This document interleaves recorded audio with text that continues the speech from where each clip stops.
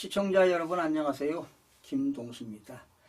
이 시간에는요 상속세에 대한 이야기 좀 해보겠습니다. 저는 학부에서 학생들 세법을 가르치기 때문에 누구보다도 오랫동안 책을 쓰고 또 많은 강의를 하면서 좀 지식을 남보다는 좀 많이 가지고 있다고 보는데요. 혹시 시청자 여러분들 중에서 부동산에 관련된 무슨 세금이라든가 또 재테크 또 절세할 수 있는 그런 그 어려움이 있으신 분들 메일이나 또 연락 주시면 여러분들에게 공유하는 시간을 갖도록 하겠습니다. 오늘은 상속세 이야기인데요. 과거에 한 20년 전만 해도요, 1990년대만 해도 아파트 큰 평수, 압구정동에 한 60평 정도의 아파트를 가지고 있는 사람들이 상속세를 부담했다면 지금은 서울에서 20, 30평대 아파트를 가지고 있는데 부모님이 사망하게 되면 자녀들이 상속세를 부담해야 됩니다. 그래서 이제는 중산층들도 상속세를 걱정하는 세상이 되었습니다. 그래서 지난 이제 윤 정부 들어서고요, 최경호 지금 국민의힘 원내대표가 기획재정부 장관, 경제부총리 하면서 상속세를 개편하겠다고 이 얘기했지요. 그리고 정부안이 나왔는데도 이 상속세는 부자들을 감세하는 것이다 해서 더불어민주당에서 반대를 했기 때문에 아직 지금까지 상속세 개편안이 지금 개정된 내용이 안 나오고 있습니다. 그런데 요즘에 들어서 더불어민주당에서도 이런 중산층들이 세금 부담이 좀 많기 때문에 좀 개정을 시켜야 되지 않나 이런 이야기들이 나오고 있습니다. 특별히 민주당의 정책위원회 의장이 이제 중산층 상속세 부담을 덜어주는 방안을 국민의힘과 논의하겠다고도 이야기를 하고 있습니다. 그리고 현재 더불어민주당에서 이번에 22대 비례대표로 당선된 국세청 차장을 역임했고요. 차장 출신이죠. 그리고 서울 국세청장을 역임했던 임광현 씨라고 있습니다. 이번에 22대 국회의원에 당선됐는데 이분도 이런 얘기 했어요. 지금 28년째 상속공제, 일괄공제 5억 원이 적용되고 있다. 그래서 이제는 개정을 시켜야 된다. 이런 얘기입니다. 지금 무슨 얘기냐면요.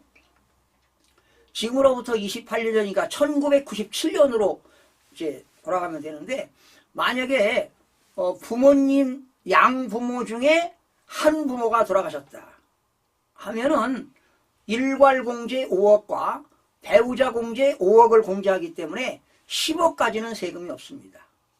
그러니까 혹시 여러분들 중에도 부모님이 두 분 다 계시는데 한 분이 돌아가시면 10억까지는 세금이 없다라고 보시면 돼요.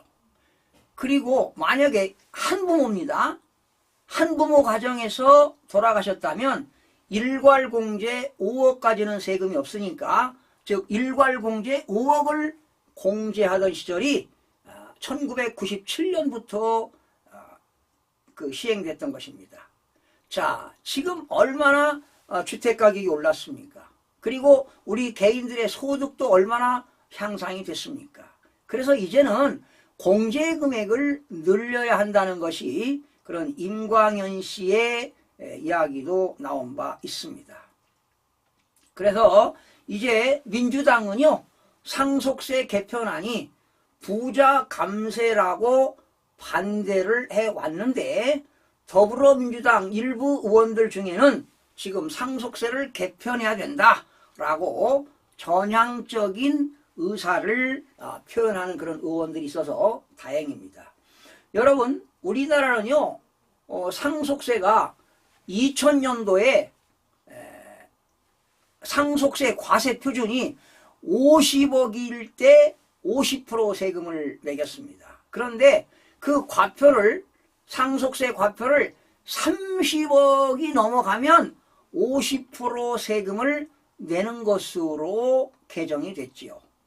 그리고 지금 이제 24년 동안 그렇게 했어요. 자, 상속세 과표가요, 5억 이하일 때는 세금이 10%, 과표가 5억에서 10억일 때는 20%, 상속세 과표가 10억에서 30억일 때, 그렇죠. 10억에서 30억일 때 40%가 되고요. 과표가 30억이 넘어가게 되면은 50%입니다. 이것을 지금 25년째 이렇게 해오고 있는데, 아마 상속세를 개정시키려면은 과세표준 구간도 고쳐야 되겠고 세율도 좀 줄여야 됩니다. 우리나라는 최고 세율이 50%인데요. 사실은 그 기업들, 대기업에서 과점주주의 주식을 평가하는 것은 자산을 평가할 때 20% 업을 평가하기 때문에 대기업들의 상속세는 60%라고 보시면 됩니다. 우리 보통 일반인들은 최고 세율이 50%인데요. 가까운 일본 나라 같은 경우는 55%의 세율을 적용하고 있습니다. 우리나라는 현재 최고 세율이 50%인데 과세표준 구간과 세율을 줄여야 됩니다. 개정시켜야 되고요. 그리고 이제 공제금액도 그동안 물가 상승률 대비하게 되면은 공제금액도 많이 공제금액을 올려야 된다는 것이죠. 예를 들면 일괄공제 5억 그리고 배우자 공제 5억인데 그 금액을 상향 조정해서 개정을 시켜야 된다는 것입니다. 또한 이런 경우입니다. 이번 윤석열 정부에서 추경호 경제부총리가 이런 제안을 했어요. 우리나라 상속세는요, 돌아가신 분, 피상속인의 전체 자산을 가지고 세금을 계산합니다. 그래서 상속인들이 이제 공동으로 연대납세 의무를 지는데요. 그렇게 하지 말고 상속인 각자가 받는 재산에 대해서 세금을 부과하자. 그걸 우리는 뭐라고 하느냐? 유산취득세 체계라고 합니다. 현재 우리나라 상속세는요, 유산세 체계입니다. 피상속인의 돌아가신 분의 전체 재산을 가지고 세금을 계산하니까 세금 부담이 커진다는 것이죠. 그것을 유산취득세 체계로 개정하면 상속인이 각자 받는 재산에 대해서 각자 세금을 계산하게 되면 세금 부담이 적어진다라는 것이지요. 그렇게 개정을 시켜야 된다, 이런 얘기입니다. 지금 과거 2000년도 기준으로 한다면 우리나라 20년 동안 국민들의 소득은 4배 이상이 올랐습니다. 그리고 집값은 20년 전에 서울에 20, 30평 아파트가 2억, 3억, 4억 하던 것이 10배가 올라가지고요. 30평짜리 아파트가 강남에 20, 30억씩 갑니다. 30억씩 가요. 그러니 부모가 30억 아파트를 가지고 있다면 공제금액이 10억이니까 20억에 대한 세금 계산하면 엄청납니다. 40%면 얼마입니까? 수억 원의 세금을 내야 돼요. 그러면 아파트 하나 상속받고요, 몇 억씩 세금 내려면 어떻게 내겠습니까? 불합리한 점이 많지요. 그래서 부모로부터 서울 강남의 아파트 하나 상속받아도 상속세 부담 때문에 스트레스가 이만저만 아닙니다. 지난 2000년도만 해도요, 우리나라의 상속세가 1년에 5,137억 원이 거쳤습니다. 5,137억. 그런데 2021년도에는요, 상속세가 무려 5조 원이 넘게 거쳤어요. 5조 1,764억 원의 상속세가 거쳤습니다. 그러니까 20년 전으로 돌아간다면 상속세 세수가 10배로 늘어났다는 것입니다.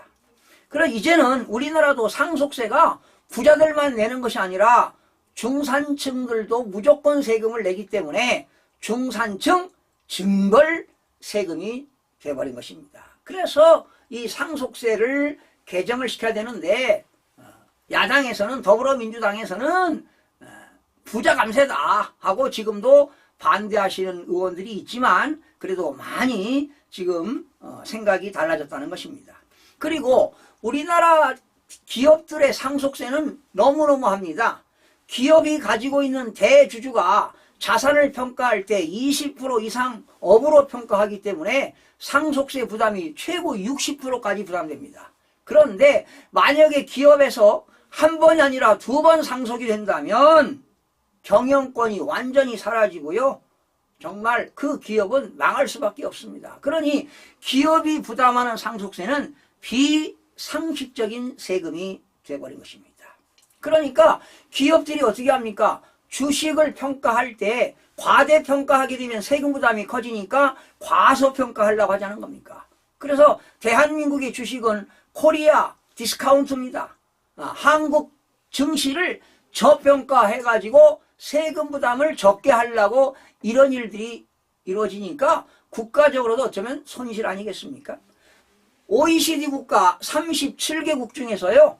지금 상속세가 없는 나라가 스웨덴이라든가 노르웨이, 캐나다 이런 15개국은 상속세가 전혀 없습니다. 그리고 미국 같은 경우는 상속세가 있는데요. 공제금액이 엄청나게 큽니다. 그래서 일반 가정에서는 상속세가 전혀 없습니다.